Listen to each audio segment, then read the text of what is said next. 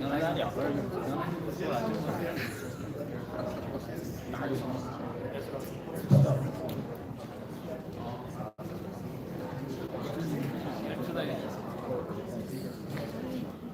Let me ask you, Roberta.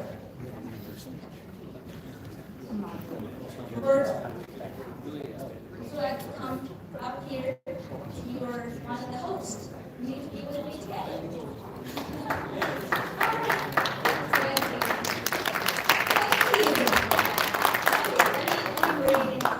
We need to do a proper introduction. My name is Lisa Gray. I'm wearing so many hats, but today I just wanted to emphasize that I'm the executive director for One World Foundation and founder of DETV, apianewsnetwork, and API Voice, we're the voice of Asian American community. With me here is the director of Immigrant and Inclusion Office, Roberta. Introduce yourself. Thank you. Thank you, Lisa. Roberta Flores, I'm the director of the Mayor's Office of Immigrant Affairs here for the City of Detroit. And before I go further, I do want to acknowledge our elected officials who have joined us here today, and they've been partners with our community, and that is Councilmember Coleman Young, here, Councilmember. We have Councilmember Scott Benson, and we all know Councilmember Benson. He's joined us at several events over at the Little Caesars Arena for our annual Chinese Lunar New Year. Yeah. And also, we did have Council Pro Tem James Tate that was here with us, joined us earlier. I don't know if he's still with us, but I wanted to acknowledge the council members. So thank you to our leadership and All right, so we don't want to take too much of everybody's time. So now I just want to introduce our host, our master of ceremony today. She is the 13th Emmy winner journalist. And she is also a senior producer and a host from a CBS 62 and also from a Detroit Free Press, the writer of the Detroit Free Press. That's going to be so many titles. But anyway, I would like to bring you my sister, my friend, Carol King. It is such an honor to be here today, and thank you, Lisa. You are my sister. There's so much I can be saying about the conversation about China and Michigan, but I'm going to hold it. Watch what she marries will be hearing about it in coming days and weeks. I'll be writing about it. But I'm Carol King, columnist, Detroit Free Press, host of Michigan Matters on CBS, which airs on Sundays. And it's my honor to be here with you today to celebrate the 2023 Detroit China Day celebration. For those who may not know, this marks the 80th anniversary of the signing of the Chinese Exclusion Repeal Act of 1943, which repealed the Chinese Exclusion Act of 1982. This occasion closed a dark chapter, obviously, in our country's history and allowed those of Chinese descent to become American citizens. Since then, Chinese Americans living in Michigan have become a vital and valuable part of our state, and have contributed so much to our economy, to our culture, and to our communities in other fields. So let's take a moment to commemorate this piece of history. 50 years ago, over 50 years ago, the relations between the U.S. and China got another boost when ping pong diplomacy took off. That was ping pong being played between Beijing and the U.S., the two presidents talking with each other, invited, and University of Michigan was one of the stopping places for the Chinese team to play, and also in Detroit. And it marked this dawn of a new day between our two countries. Here in Detroit, we're blessed to have so much of things going on between the two places. I've been to China a number of times, did a special called Building Bridges from the Great Lakes to the Great Wall, and talked about the rich cultural connections, educational and business, with autos and other things. The road between our two has been long, but in Chinese terms not so long, but long and very important. So glad we're going to be talking about that today. So as we're getting set to start this thing here, let me bring this all out here and, okay, please, here we go. Where we got the,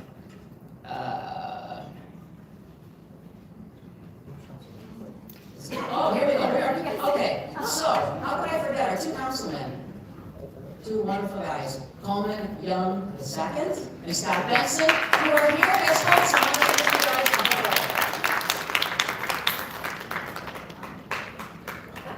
Come on down. The price is right. There we go. Good afternoon. I was going to wait for my colleague, Mr. Coleman Young, at large.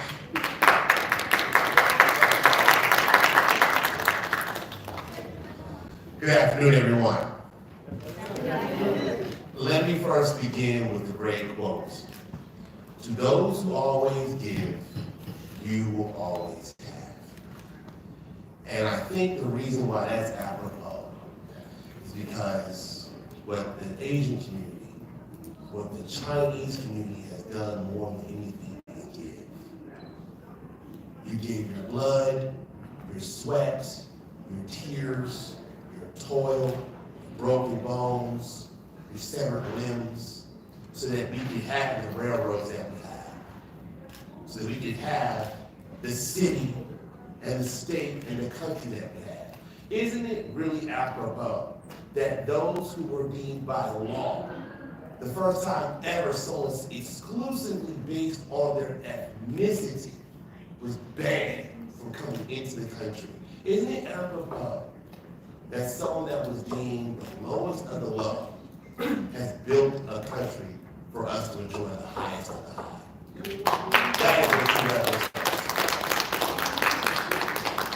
And so I just wanted to come here and say, welcome. We thank you. We appreciate what you've done. We know the history of smuggling people after the Chinese Exclusion Act, right across these rivers over here. We know the labor that you sacrificed. We know the lives that have been lost in terms of Vincent Chin. But it was because of that that we now understand what justice means and what injustice looks like and how to stand up and fight against that. And so again, we say thank you. We say we appreciate you. We love you. And I just want to say it is an honor and privilege as the son of the first mayor and longest serving and best mayor ever, Coleman Alexander Young Sr., to be here, honor you, honor your legacy. I thank you, and I am tremendously grateful for it. And is this the time where I present? No, okay, I'm gonna make sure. Okay, I have another presentation. I didn't know we were gonna meet somewhere. So I just want to say thank you, God bless you, and welcome. And my colleague, always a hard act to follow. But my name is Councilman Scott Benson. It is always an honor and privilege to come before you. Number one, I just want to thank everybody, especially Lisa Gray, where's Lisa, for putting this together and being such a stalwart of the Chinese American community right here in the city of Detroit. I also want to make sure we thank One World, One Mission, APIA, the University of Michigan, the Detroit Pistons, who are the Pistons, Dragon Eagle TV, and as my colleague says, the ladies of the Detroit Pistons who are here today. But it's an honor and privilege as a Detroit council member to stand before you and honor the 80th anniversary of the signing into law the Chinese Exclusion Repeal Act of 1943. And this momentous occasion not only symbolizes a pivotal shift in American history, but also celebrates the enduring contributions and resilience of the Chinese community in Detroit. And then let's reflect on several key points that underscore this historical significance. Number one, the historical arrival and settlement of Detroit by the Chinese American community, the formation of Chinatown in Detroit, the economic contributions of this community, cultural enrichment of Detroit, as well as the population dynamics. And just between 2000 and 2010, the Asian American population within Metro Detroit increased by 37%, with many settling in Detroit for the significant opportunities.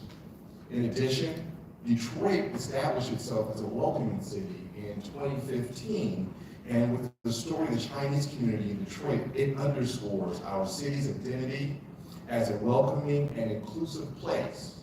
Detroit values diversity and thrives on the contributions of all of its residents, including the Chinese American community. And as we commemorate the repeal of the Chinese Exclusion Act, let us also celebrate the spirit, contributions, and enduring legacy of the Chinese American community here in Detroit. Together, we continue to build a city that respects diversity, cherishes the rich tapestry of culture that make us who we are. Thank you very much.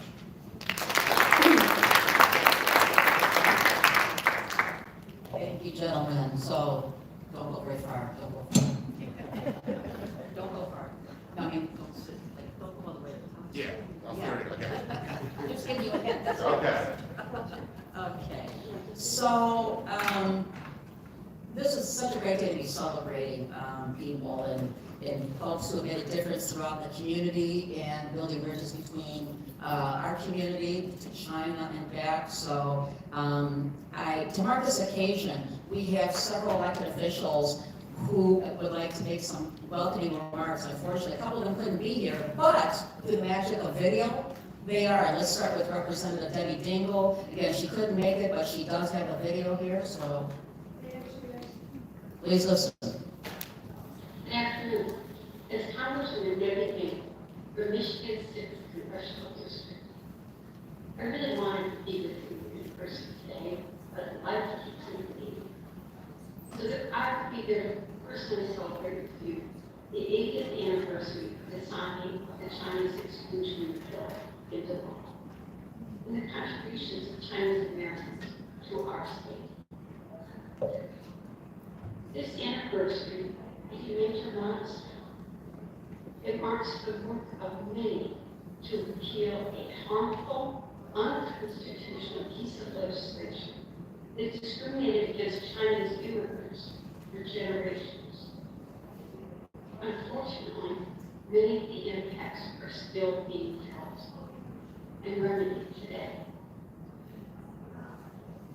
While we made major strides in equality and justice when the Chinese Exclusion Act was repealed, in the subsequent 8 decades, we must acknowledge the work we still have to do to ensure that all Americans, no matter who they are, regardless of their race, their ethnicity, their religion, their gender, and their sexuality, are treated with equal protection under the law. Chinese Americans have had an immeasurable impact on both our state and country as a whole, and we will continue to fight for equity and inclusivity for this community. I really do wish I could have been there with you in person to commemorate this milestone. I wish you all a very happy holiday season and a blessed.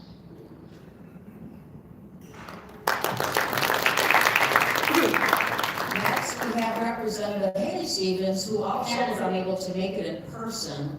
She too, like Congresswoman Dingle, big champion for China and Michigan and working together for both benefits of both sides here. But she also sent a video greeting, so please listen. Hi everyone, it's Congresswoman Haley Stevens. So we're grateful that I can be with you in person for today's celebration and get together. In particular, it is so important to recognize the 80th anniversary of the repeal of the Chinese Exclusion Act. Reflecting Chinese Americans contribute so much to our society here in America and so much to our great state of Michigan. You all mean so much to me, and I'm so proud to champion the values that you all are recognizing today, the American dream, the immigrant's dream, and what it means to have a large Chinese American presence in the state of Michigan. I also want to particularly recognize the award winners today for your contributions and what you have done to make Michigan great. Thank you all so much. Please know that you always have partnership with me in Congress, and we will continue to stand up to Asian hate. We will continue to build a diverse coalition that brings out the best in this country, and we will continue to do the good together. And we have the first Asian American woman elected to the Michigan legislature. What? Oh, okay. Say what? What's going on here? I went the wrong way. Oh, okay. Let me back up. I'll start that again. This was actually the repeat. So, we have with us the first Asian American woman elected to the Michigan legislature, State Senator Stephanie Chang, and also we have, you guys coming up together here? State Representative Sharon McDonald here to offer their words as well. Thank you very much. Thank you everyone for being here. It's really great to be in Detroit with all of you, recognizing Chinese culture, recognizing the 80th anniversary of the repeal of the Chinese Exclusion Act, and most importantly, just coming together as a community and being able to celebrate our community and all of our cultural contributions. So I have a few things that we wanted to be able to say, and definitely want to have my colleagues say a few words as well.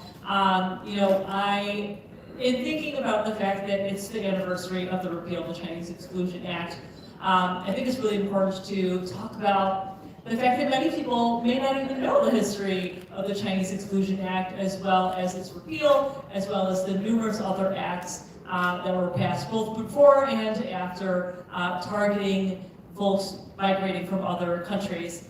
And our country has unfortunately had kind of a long history when it comes to these types of discriminatory, unconstitutional bans. Hopefully we won't ever see that again, but it's important to know our history in order to prevent future harm. And so one of the things that I think is really, really important that my colleagues and I are working on is legislation to help ensure that every single young person in the state of Michigan learns Asian American history and Black history and Indigenous history and Native American history, Latino history, and Arab and Chaldean history in school. Because we need to so we are working very closely with a number of groups in the Asian American community as well as others and our colleagues in both the House and Senate to move that issue forward. It is going to be a little bit of a challenge, but we're going to make it happen. And I also really want to highlight one other major accomplishment that we were able to get done this year, which I hope will be a model for other states and hopefully for other cities as well, and that is around language access. Roberto and I were talking earlier about how important it is that folks are able to access state government, city services at the state level. A number of us sponsored legislation, including myself, to ensure that every single state department creates a language access plan and ensure that we've got the details around bilingual workers, translated vital documents, a plan that is in place for 2 years and then reviewed by the Office of Global Michigan. And so we're really, really excited about that. So I just wanted to mention those, because, it's our job as lawmakers to create good policy. And so thankfully this year we've been able to get a lot more good things done. But I do have I'll hand it over to Representative McDonald. Before I do that, just thank you again so much for this incredible celebration. Thank you, Lisa. Thank you to all the amazing organizations who put this event together. I think it's really important that every year, multiple times a year, that we come together to celebrate Chinese culture and bring the community together. So thank you. Hi everyone, my name is State Representative Sharon McDonald. I represent District 56, which includes 5 communities, the largest of which is Troy, which is one of the most ethnically diverse cities in the state of Michigan, especially because of our large Asian community. In Lansing, I am fighting for all the communities that I represent, especially the Asian community, because it's actually, I feel like it's family. Part of that is because my husband is 3rd generation Japanese American, and my kids, we adopted our kids from China.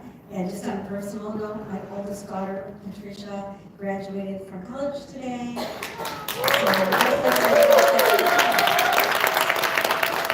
On my mind today.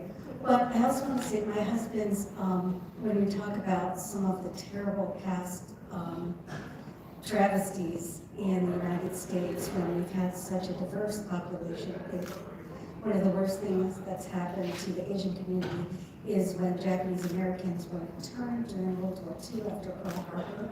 My husband's family members, his parents were both interned as children, and lost their homes and had to move to the East Coast after that. And so I want to give a shout out also to Senator Chang, because she also made sure that we passed this year the Korematsu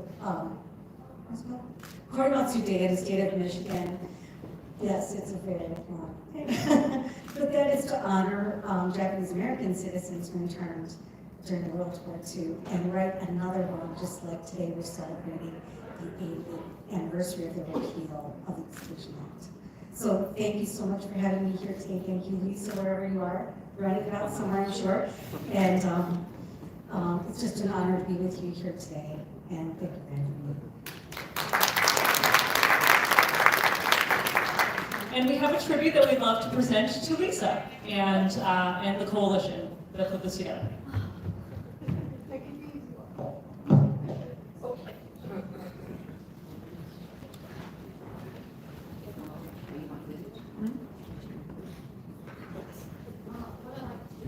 Thank you so much for taking picture first, and I'll bring my coalition members.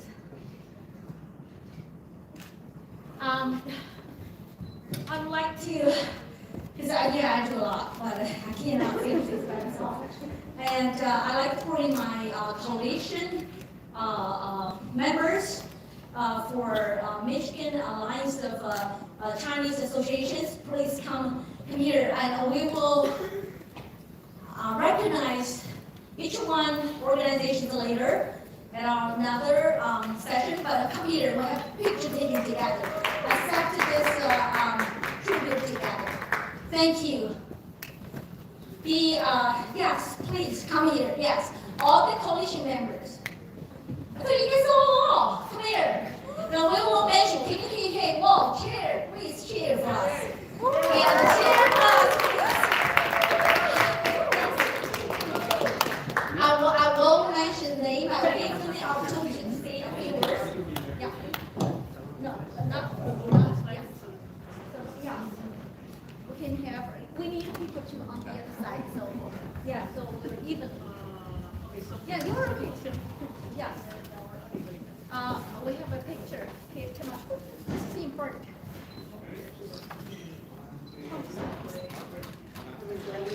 Hey, you come here. You come here. Come here. Yeah, yes. Okay, sorry. This take a little bit of time for us. Ready?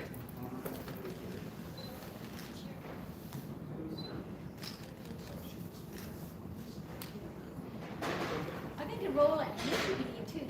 Why we're not coming? Come here. I'm sorry. How can we do this without it? Come here. Sorry. Okay, last time. Okay, thank you. Look up this way. 1, 2, 3. 2, 3.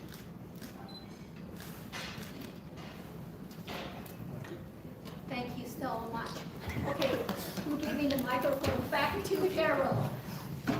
There we go. Okay, let's see now.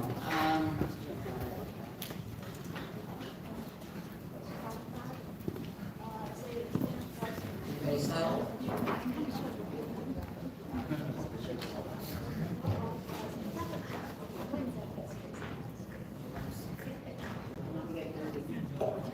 Okay, so it's not that I'm getting tired, we're gonna be sitting here a second. As we're gearing up here for the next portion of this, it's my distinct honor to introduce an old friend, Consul General Zhao Zhen from the Council of the People's Republic of China, who's based in Chicago but represents Michigan. And we have talked numerous times through the years, and I know he has been such a champion and advocate for not only his country, but for Michigan and Detroit, from what I've seen too, in working particularly on business and industrial and keeping connections there going strong. So I'd like to invite the Consul General up to say a few words.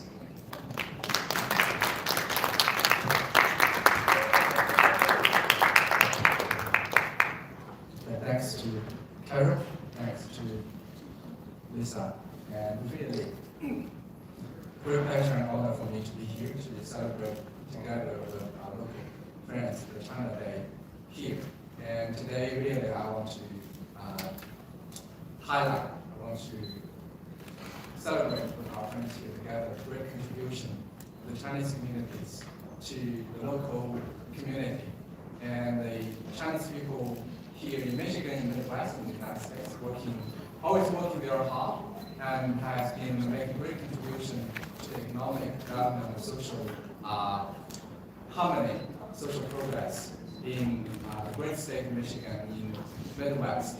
And also, I'm very glad to be here to celebrate really that's the success of cultural diversity and multiculturalism. And I think that's the great result of the hard work of the Chinese communities and people of other ethnic groups in the state of Michigan and in this country. And of course, just now, many of the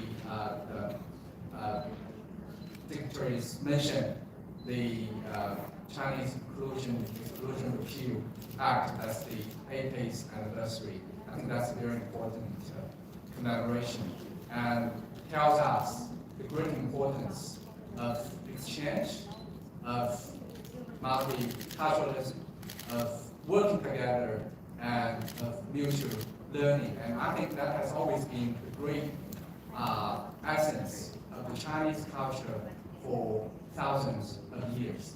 And another highlight for today's event, I want to share with you a very important and very successful summit meeting between Chinese President Xi Jinping and President Biden a few days ago in San Francisco. And I think it's very, very important meeting for the two great leaders of these two countries at a time when the world is undergoing great transformation and when the humanity is faced with so many great challenges. And I think very important consensus between the two presidents, that is China and the United States, as two major countries in the world, they should work together to promote a healthy, stable, and sustainable development of this great relationship.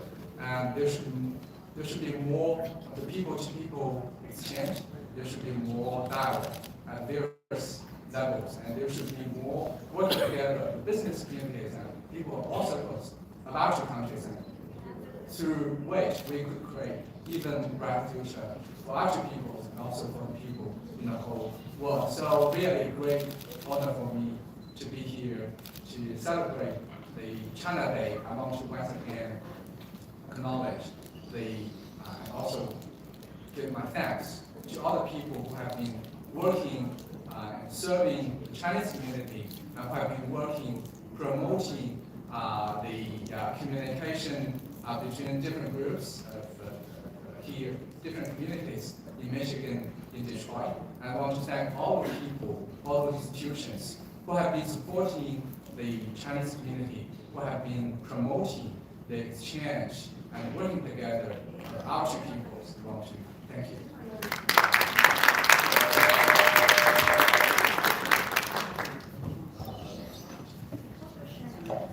Just let me just stand here. Okay, sure. Okay, so the Consul General has agreed to answer a few questions, which I'm just ask away here, a few things here. You talked about the relations between Washington and Beijing. The presidents had a conversation. As you look out over 2024 and beyond, do you think we'll see more bridges being built, or how do you see it? I think that's one of the very important agreements, very important consensus between the two leaders. I mean, the two leaders talked about very important issues, issues very important to our two people, and also for the people in the whole world. But there's one very important agreement, is that as two great nations, we have to work together. And as two major countries, the two countries mean to turning their back on each other is just not an option. And it's just unrealistic for one side to remodel the other. And conflict and confrontation would really have unbearable consequences for both peoples and for the people in the world. For that, we have to develop a healthy and stable bilateral relationship between our two countries, which is the single most important bilateral relationship in the whole world. We have to develop a relationship based on mutual respect, peaceful coexistence, and win-win cooperation. Actually, the past experience, the past years of development of this relationship, in the past 50 years, in the past more than 40 years, have told us and proved to the whole world once and again that by working together, we can create great future for our two peoples, and we could create great and unlimited opportunities for our two peoples, where the two economies are highly complementary to each other. The two economies are highly dependent on each other, and the people-to-people exchanges very important for both sides. And both Chinese people and American people, they're honest, they're hardworking. We love our families, love our communities. We all want to create better lives for our communities through hard work. And both Chinese people and American people are very enterprising, very innovative. So we can see great opportunities. That's the new San Francisco vision. And we hope that in the year 2024, of course, the Consulate General, the Chinese Consulate General in Chicago, and the two governments, and also the Chinese community and all other institutions who are very committed to the development of this relationship. We hope that we will be able to work together for the promotion of the economic and trade cooperation, for the cultural and people-to-people exchange, and to create a really great environment for the healthy and great development of this relationship. So we have all been through a tough 4 years. The pandemic put a pause on many, many things across the globe. It wasn't just China or the U.S. The whole world came to a standstill for the most part during these past 4 years, but it's getting slowly better. And I guess as the leader here representing your country in Michigan, how do you see the state of relations here between Michigan and places there? Because it seems to me, while national, federal officials maybe had more issues, in Michigan, lots of work behind the scenes has continued and continues to go on here. So as the person who's kind of keeping an eye on all of it, how do you see the relations between China and the metro Detroit region? And I guess I include Michigan in that. Thank you. Before answering your question, I want to share with you once again some of the points of the summit meeting between President Xi and President Biden, and the visit by President Xi to the city of San Francisco, attending the APEC meeting. And President Xi attended a welcome dinner hosted by some friendly organizations, like some of the civil societies in San Francisco. During his speech, President Xi told the audience that he believed and he knew that the foundation of China-US relations was laid by the people. The door of China-US relations was opened by the people. I think these words really told us quite a lot. Just now, I think Carol and other speakers mentioned the ping pong diplomacy. It's more than 50 years ago, the visit, the American national ping pong team to China, and in the year 72, the Chinese national ping pong team visited the University of Michigan and great state of Michigan. And that's a great experience. That's a great contribution of the people of Michigan to the friendship, to this relationship, to the relationship between China and the United States. And over the years, the people-to-people exchange between Michigan and China has always been growing. And Michigan has always played a very important role in promoting economic trade, cultural, and people-to-people links between the two sides. There are a very large number of Chinese students studying here in many of the great universities in Michigan, and they are making, during their school years, after their graduation, they have always been making great contribution to the economic, social development of local communities. And of course, over the years, there has been a very, even closer economic and trade links between Michigan and China. Chinese, quite large number of Chinese investments in Michigan, in the auto industry. And of course, we all know that China has become like the number one or number two market, single most important market for both General Motors and Ford. And of course, that's in the traditional industry. And our two countries are all looking to the future in addressing climate change, in developing new economy. And we are seeing even more investment in those areas. And of course, I also believe that Michigan will be able to continue to lead in promoting the people-to-people exchanges. And President Xi announced that China would welcome 50,000 young Americans to visit China as students, as tourists, or exploring business opportunities. So certainly we hope there will be more young people from Michigan who will be able to visit China in the coming years. And of course, Michigan has a very diverse economy, not only in auto industry, but also in research, in education, and also in agriculture. And those areas, we really see great opportunities, and great potential for exchange and cooperation between our two peoples in the future. So we really believe that at the subnational level, the cities, the states, and finally, that's the people would always be able to play an important role in promoting this very important relationship between the two sides. Is there anything else you would like to add?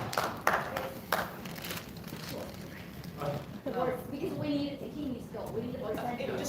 Is there any final comment you want to make? Quick So I understand, yeah, I mean, the people can really make great difference, and we'll continue, Chinese Consulate General will continue to support people-to-people exchanges. And we understand, like the city of Detroit, the city of Napa, the city of Lansing, and those great cities and great people here who have always been supporting people-to-people exchange and economic trade, cultural links between the two sides. And we look forward to even closer links between the two sides in the coming years. I want to welcome more young people, more students, more entrepreneurs, and more government officials to visit China to get a better understanding, even better understanding about Chinese people, about the culture of China, and about China-US relationship. Thank you. Thank you, Mr. Consul General. Very nicely said. But we don't have. We don't have time here. Maybe after the program? After? I know that unfortunately, the councilman I know has a pressing meeting. So if you don't mind waiting till we're done with it, then I'm sure the council general will be happy, sitting right behind you. Okay, thank you. Mr. Coleman, you're the second here, Councilman. He is here to take over the next portion, which is recognizing some community leaders. Hello, everyone. I truly believe that it's not just important that we talk about how great people are, but that we actually honor those who honor us and provide tribute to those who provide tribute to us. And so I have here, what we like to call in the city of Detroit, a Spirit of Detroit Award, presented as the expression of the gratitude and esteem of the people of Detroit to the significantly important and tremendously valuable Lisa Gray, Executive Director of One World, One Mission, founder of Dragon Eagle TV on Detroit China Day, everybody. Give her an applause.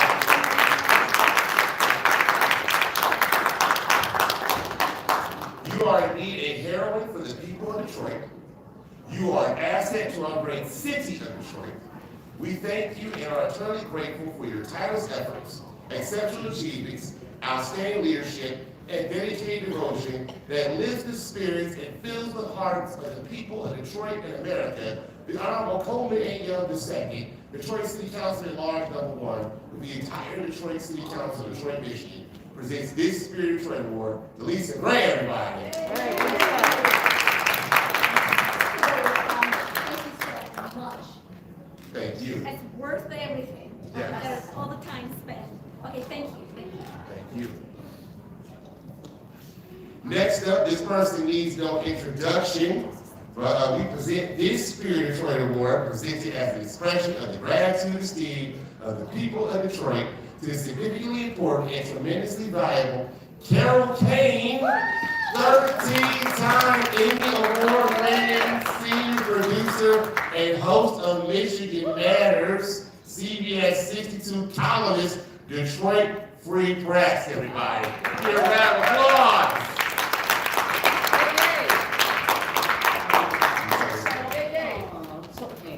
I just have to say this. This means so much. I was born and raised in Detroit. Coleman Young's father was the first mayor and did incredible things for the city, and this young man here is continuing that legacy, doing incredible things. It means so much coming from him. And also, Lisa, thank you too for all of what you're doing here too in building bridges. Thank you so much. I'm honored to alongside with those great people. Yeah, elevated me up. Thank you, thank you.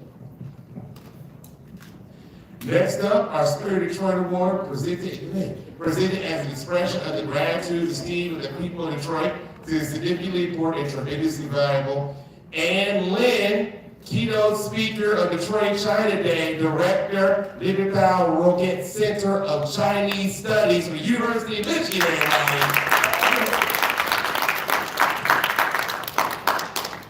And it's apropos, I just came from the opening of the University of Michigan Center of Innovation, so right here in the city of Detroit, so it's phenomenal. Go blue. Go blue, yes.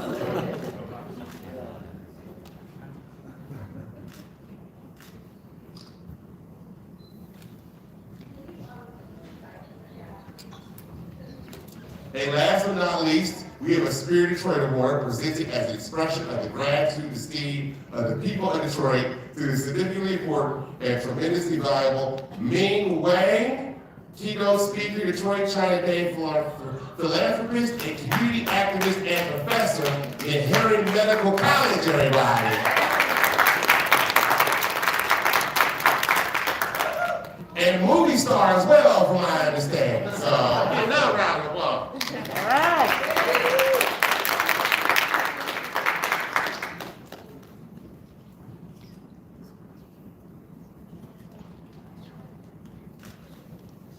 Okay, let's take it. Oh, we got one more. I thought it was in. I'm sorry, we got one more. Yeah, little head fake there.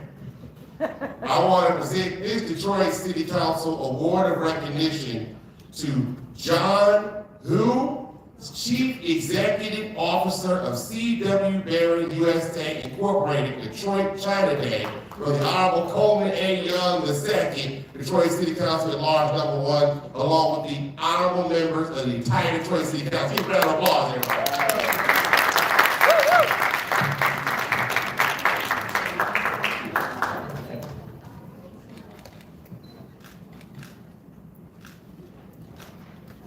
Okay, now we're taking group picture You together. do a group picture? Okay, let's do it. Carol?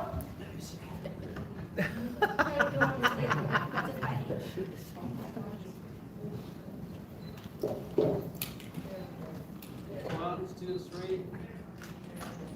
One, invite the officials. Can you just come here, like to? Yeah, come on, everybody, come on. The officials, I like to, to be part of our.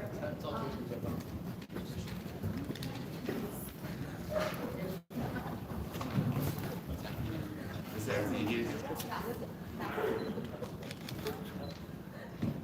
1, 2, 3. Year 17.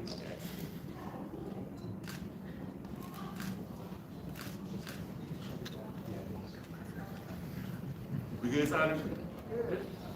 All right. Thank you. Okay. Oh my Thank you God. so much. Oh my God. All right. Lovely. Appreciate you.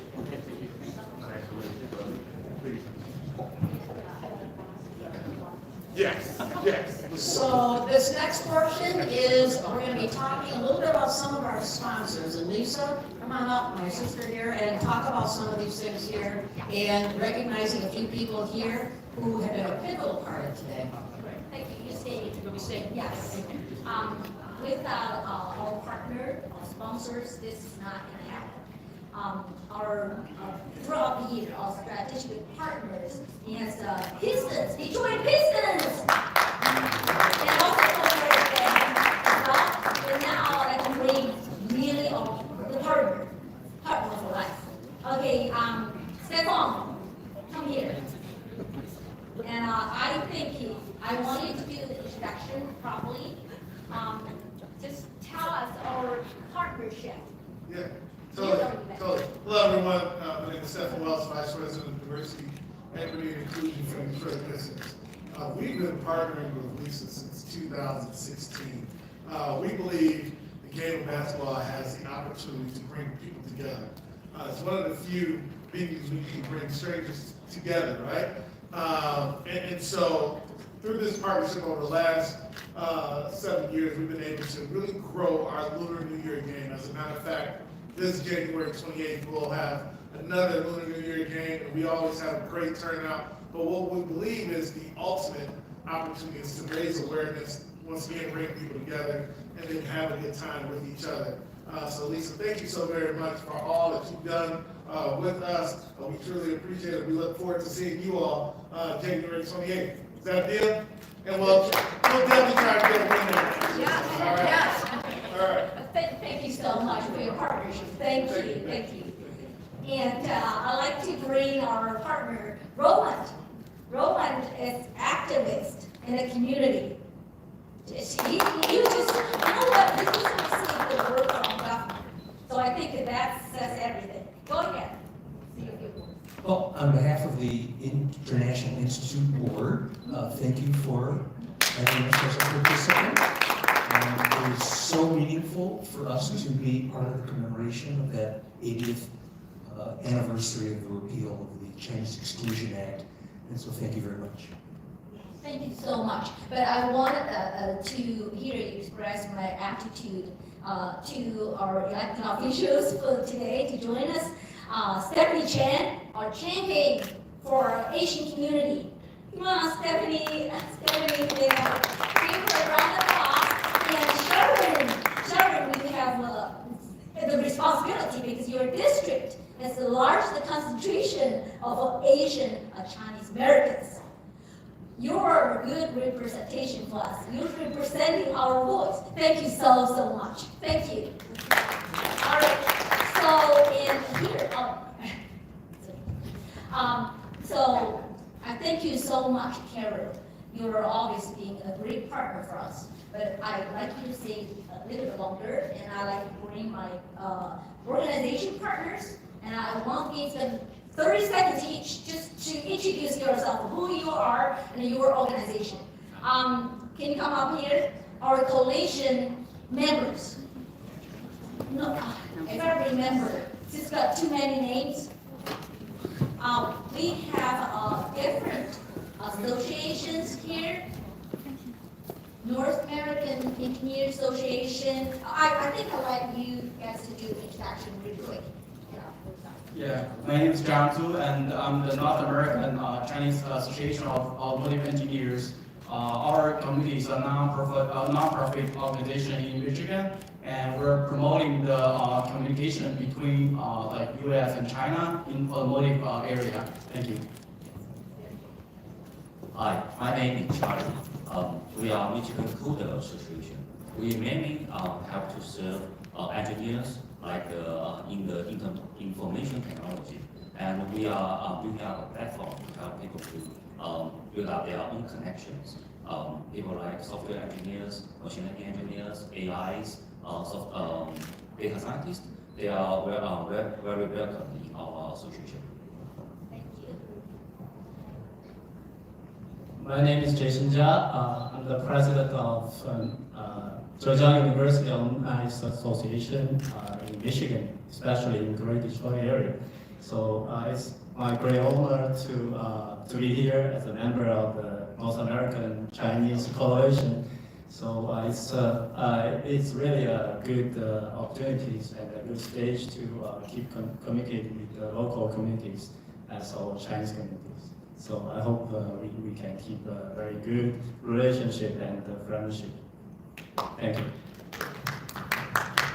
Hi, my name is Wei Ji. I'm the president of the North American Association of Propulsion System Engineer.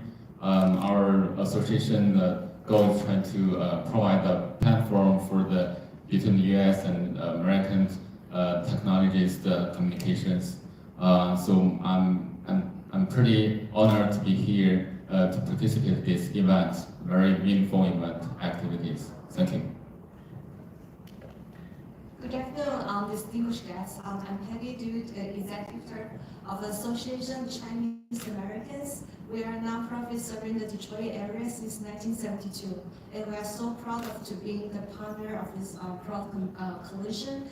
And hope in the coming year we can collaborate more and contribute more to the culture and everything. Thank you. Give them a round of applause. We are more engineer association. Don't forget, we are in the center of automotive. So what we have, engineers. Sorry. Great. Thank you so much. Thank you. And now, North American Chinese Coalition, Michigan. We have another name. It's the Michigan Alliance of Chinese American Organizations. Okay, so now our alliance established. Give them a round of applause again. One more. Thank you so much. So Michigan Alliance of Chinese American Organizations. We welcome more groups to join us to build a strong community. Thank you. And give Carol another round of applause.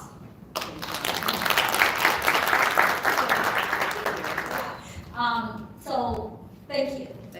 I would like to give Carol, if you would like to help me to introduce our next very important keynote. Anli, let me bring Anli. I want you to introduce her today. You want me? Yes. It sounds like I cannot do this without Carol. All right. So yeah. No, it's okay. Anli is from UFN, Center for Chinese Studies, which is very important. I gave the microphone to Anli just to introduce yourself first, and we will leave the floor to you. Okay. This is for a photo. Oh, Yeah. okay. Okay. Thank you so much. I'm Ann Lin. I am the Lieberthal-Rogel Professor of Chinese Studies at the University of Michigan and the Director of the Lieberthal-Rogel Center for Chinese Studies, and I am delighted to be here today. It's really a great pleasure because I love coming to Detroit China Day. It gives me the chance to tell some stories about the history of Chinese in Detroit, and especially the history of the connection between the University of Michigan and China. Chinese laborers arrived in the U.S. in 1815, but the first reported Chinese person in Detroit didn't arrive until 1872.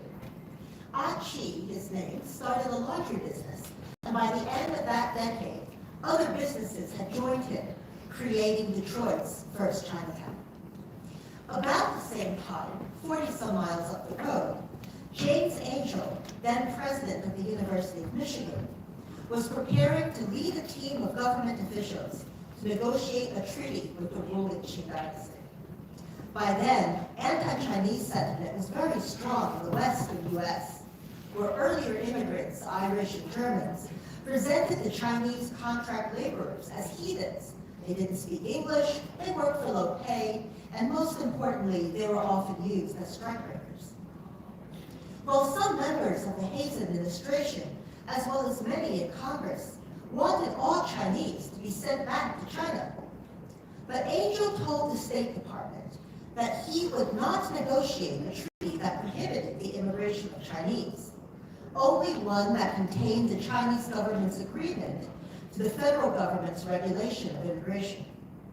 The treaty that eventually resulted was ratified by Congress, but then overturned a year later, when Congress created the Chinese Exclusion Act of 1882.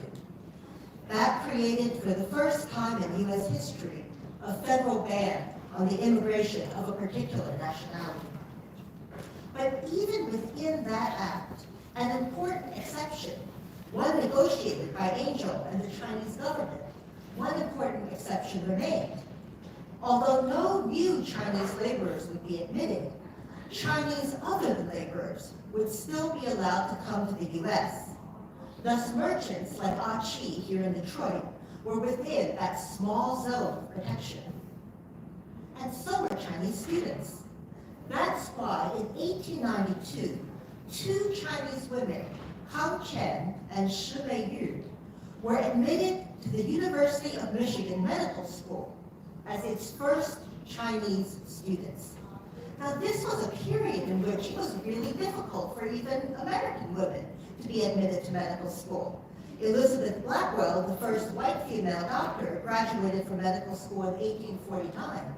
And Rebecca Lee Crumpler, the first black female doctor, graduated in 1864. So this was really extraordinary that two Chinese women could come to the University of Michigan to study to be doctors. They were protégés of an American missionary, Gertrude Howe, who had enrolled in the UN Medical School herself before leaving to become a missionary to China. Upon graduation, Kang and Shi returned to China to set up a Western medical practice.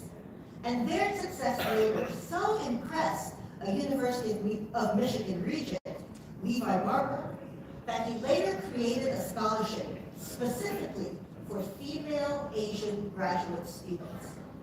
That scholarship, the Barber Scholarship, has helped over 700 women from Asia and the Middle East gain their graduate degrees at Michigan and is still being offered today.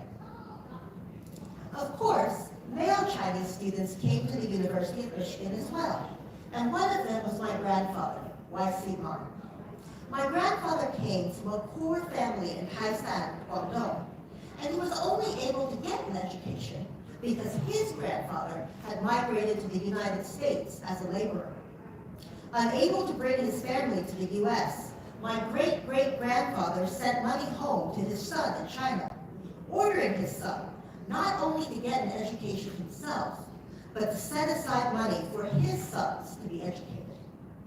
My great-great-grandfather died in the United States, and one of my grandfather's duties, upon coming here for school, was to go to a cemetery in San Francisco and gather his grandfather's bones so they could be returned to China for burial.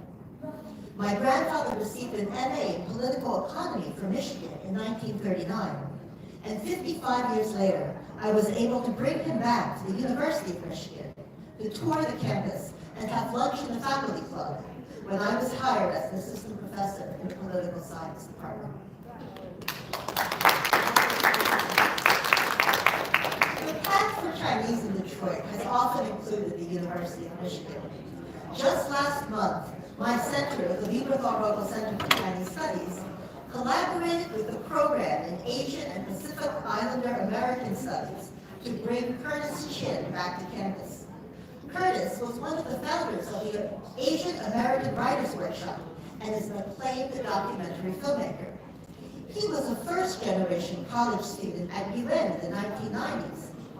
His family ran Chung's Restaurant at Cass in Peterborough, an iconic Detroit restaurant between 1940 and 2000. And his grandfather was a grandson of one of the early Chinese migrants who worked in those Chinese laundries in Detroit. Curtis Chin's recently published memoir, Everything I Learned in a Chinese Restaurant, tells his coming-of-age story and is filled with great nuggets of Chinese history, including his encounters with Mayor Coleman Young, who loved Chung's and ate there often. One of Chin's documentaries, Vincent Who, tells the story of Vincent Chin, a 27-year-old engineering draftsman born and raised in Detroit, beaten to death by 2 Detroit auto workers in 1982 because they assumed he was Japanese and therefore responsible for the Japanese auto industry outcompeting American car manufacturers. His death, and even more, the outrage at the judge who sentenced the murderers to only probation and a $3,000 fine, became a watershed moment for Asian American activism in the United States. His story and others of Detroit's Chinatown can now be seen in an exhibit at the Detroit Historical Society, open through January 7th and curated with the help of students at the University of Michigan. Today, the University of Michigan's largest group of international students is from China, over 4,000 students, and unlike other universities, our number of Chinese students has increased, not decreased, during the pandemic. Although they are much smaller, Taiwan and Hong Kong also send substantial numbers of students to UM. With over 300 students, Taiwan sends the 5th most students to UM after only China, India, South Korea, and Canada. And Hong Kong is in the top 15. And these numbers, of course, are only for students who are coming from abroad. Chinese Americans like myself, who are American citizens or permanent residents, are an important part of the Asian American community on campus. Since 2016, Asians and Asian Americans have increased over 35%, to become 17% of the undergraduate population and 10% of our graduate population. Asian and Asian Americans are now 6% of all staff, and they are 17% of the tenure-track faculty and 15% of lecturers. At the Lieberthal-Rogel Center for Chinese Studies, we work to promote broader and deeper understanding of the peoples and cultures of China. Our faculty and graduates have played an important role in advancing the U.S.-China relationship, from the first visit of the Chinese ping pong team to the UM campus in 1972, to the service of Richard Solomon, Michael Oxenberg, and Ken Lieberthal in the Nixon, Carter, and Clinton administrations. We support students and faculty studying China. We have programs targeting groups who have a specific interest in China, such as those for K-12 teachers and for state government officials. And we have public events, such as speeches, concerts, and movies. This winter, our public programs will include shows about the Chinese Lunar New Year in collaboration with the planetarium at the UM Museum of Natural History, as well as a demonstration by Islamic Chinese artists who bring the Chinese and Arab traditions of calligraphy together. I hope some of you will join us in Ann Arbor this winter. Thank you.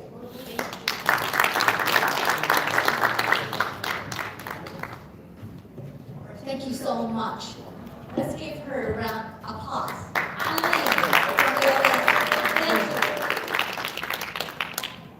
Are we okay so far? I need to hear more cheer voice.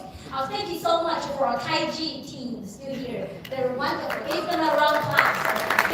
Round of applause. Thank you. Roberta, thank you. So now, let me bring you movie star. There's no words for me to introduce him. I don't know if it's enough. Maybe I'd like him to introduce himself. I know he's very talkative. He talks more than me. Okay. Thank you. Thank you, Lisa. First of all, let's give a big warm hand to Lisa for amazing job to put this together. Thank you. I have several individuals I want to thank in addition to this Consul General Tao. Appreciate the first time I met you. And also Councilman Benson and Councilman Yang and Professor Lin early on. Today I just want to have give a brief presentation, and I'm going to tell you that we're going to show a movie right here. So it's going to be fun. I want to tell you a little bit about what I do and where I'm from. I'm the product of Chinese-US relationship. I'm the product of Chinese-US relationship. Without either country, without China or without the United States, I would not be standing here today. Both are necessary, both are indispensable in my growing up. So a little bit, I graduated from China University of Science and Technology, 中国科技大学1977。So I came to America to study medicine and laser physics, 2 doctorate degrees, 1 PhD in laser physics, 1 MD from Harvard MIT. And I practiced medicine in Nashville, Tennessee. Can you advance next slide? Just press next slide, yeah. And these are the surgeries I do, correcting nearsightedness, farsightedness, astigmatism, cataracts. And I want to tell you a little bit about, in the context of today. Next slide. I published 10 textbooks in English about ophthalmology surgery. Next slide. And 7 of them have been translated in Mandarin Chinese. 那个爱尔眼科医院全世界的 I'm the CEO of IRUSA. Next slide. I learned the dancing and Chinese violin instrument during Cultural Revolution, trying to find a job, and now it's a hobby now. Next slide. And I want to tell you this movie. This movie is based on my autobiography, From Darkness to Sight, detailing the story of many of my blind orphan children from around the world, how they came from darkness to light. And this film is one of the maybe few autobiographies written by first-generation Chinese-American immigrants who came to America in the 80s. And I have been able to combine the best from East and West. From East, I learned about discipline, work ethics, the tradition, the respect for elderly. My parents, I dedicated the whole film to my parents. From the West, I learned to be optimistic, to be positive, and to really just do it. So this autobiography is one of the few, I think, that written by first-generation Chinese Americans from mainland China in recent years. And I had the good luck of the book has been made into a movie. This movie is called Sight, co-starring Greg Kinnear, one of the Hollywood actors. And the film has won many major awards, noticeably the International Christian Film Award, the biggest award, and Heartland International Film Festival. So what I've been doing is, with Lisa's help, Lisa is the local lead host for Michigan. Really appreciate it. And so next slide. I want to show you where I've been to. Next slide. This is just little clips, no sound, but just give you a sense. Can we get some sound for the speaker to the computer, if there's a way to get sound? No sound. Okay, never mind. Okay, next slide. So, I've been to these states on the left. Throughout the United States, I'm like conducting a presidential campaign without running for president. But I'm campaigning for Chinese Americans. I'm campaigning for the relationship between China and US because I'm a product. I'm a product of relationship between China and the United States. Without either country, I would not be standing here today. So I'm doing this film throughout the United States. Those are the states on the left I've been to, and this weekend, of course, Michigan. And those are the states I'm going to go to, and on the right, the states I will be going to. And never in the history of the United States film, the stories about the person taking the film around the country, because I think it's important. It's important for Chinese Americans and Americans to stand up and speak up. because the world is so polarized. Next slide. The world is so polarized that we see polarization everywhere. You see domestically between Republicans and Democrats.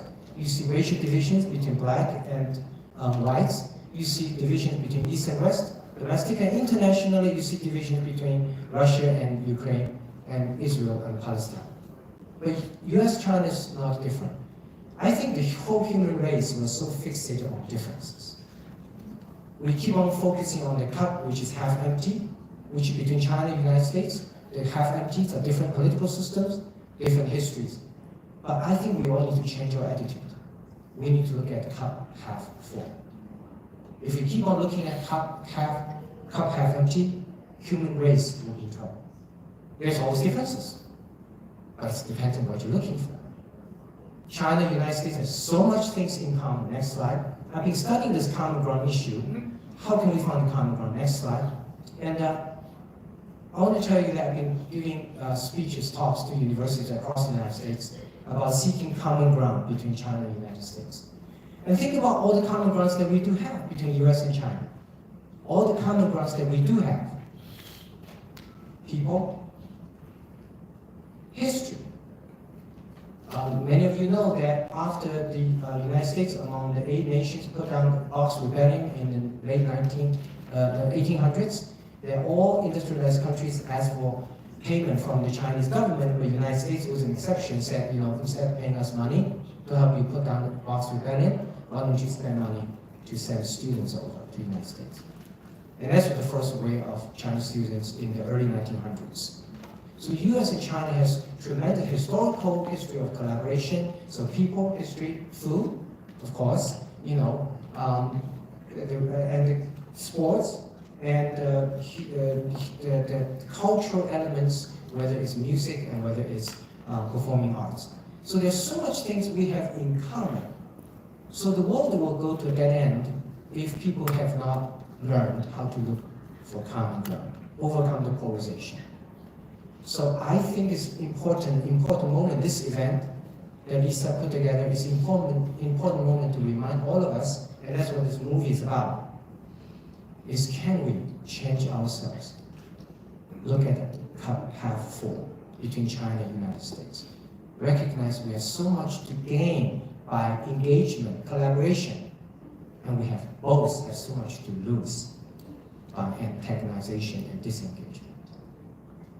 So learn how to overcome the polarization, not only domestically, but also internationally.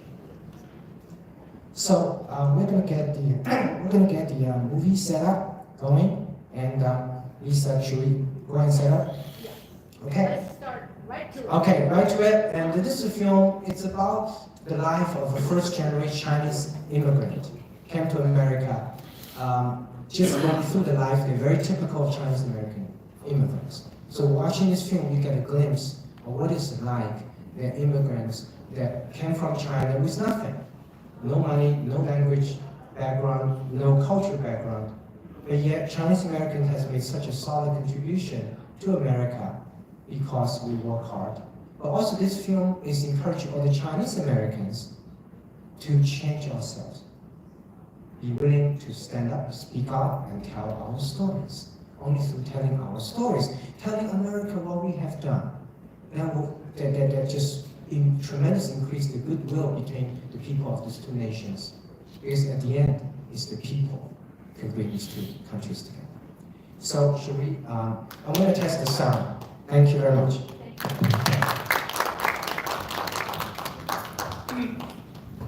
So we're going to test the sound using this.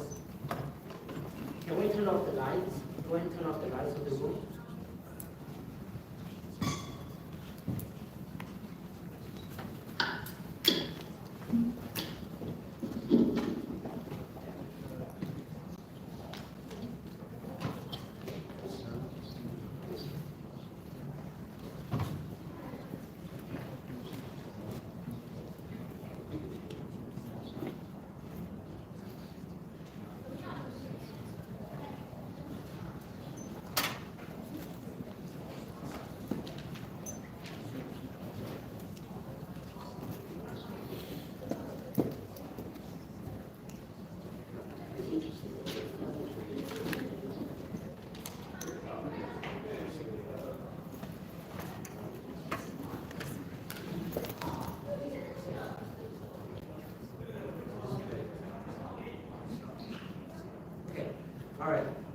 Let's turn off the light.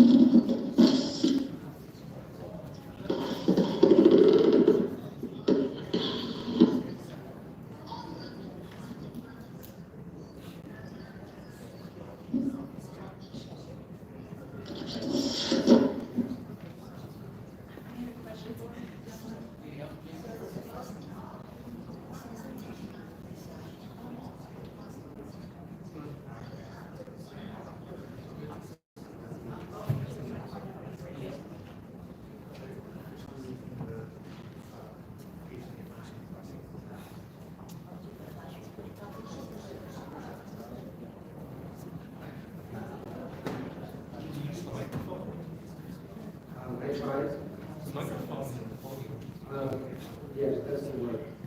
It's on the computer, it's through login. So we're going to try this tomorrow. They're going for IT.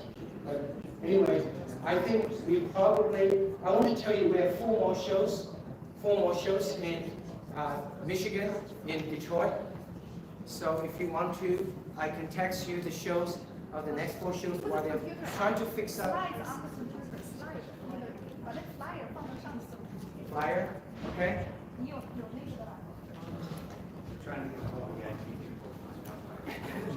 Okay. I'm going to put a flyer on the screen of the Detroit shows.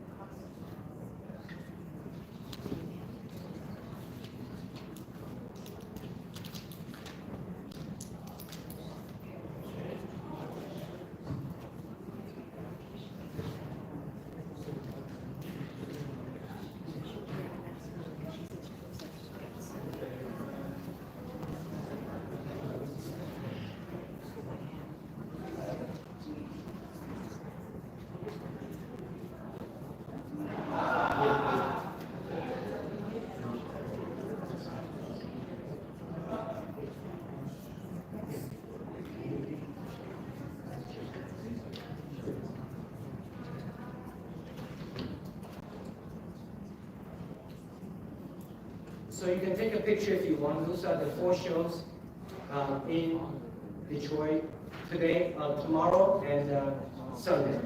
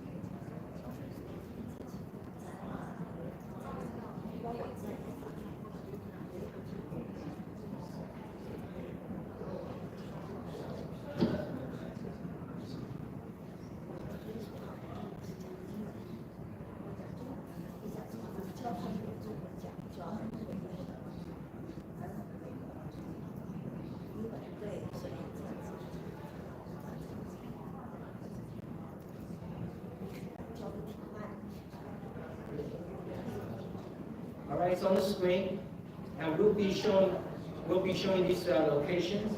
You can take a picture of it. And tomorrow we have 2 shows. Sunday we have 2 shows. So tomorrow we have 2 shows. Sunday we have 2 shows.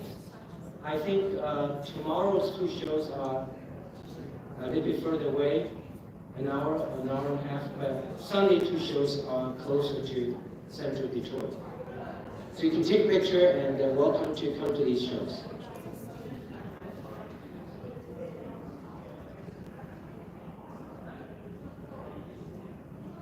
So is the IT person coming? You're supposed to be. Okay.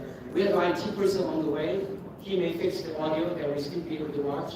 Otherwise, any questions? Anybody have any questions? It's okay. It's okay.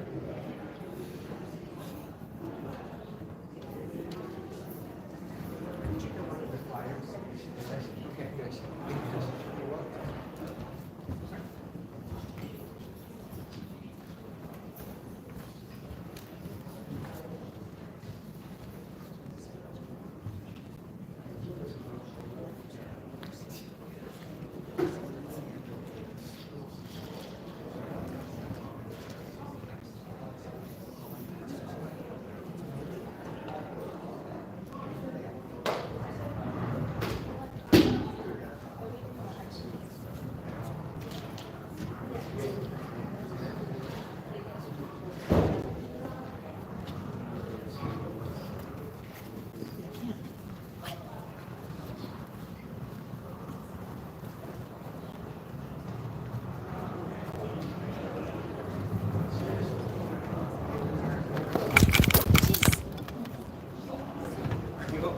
I'm fine.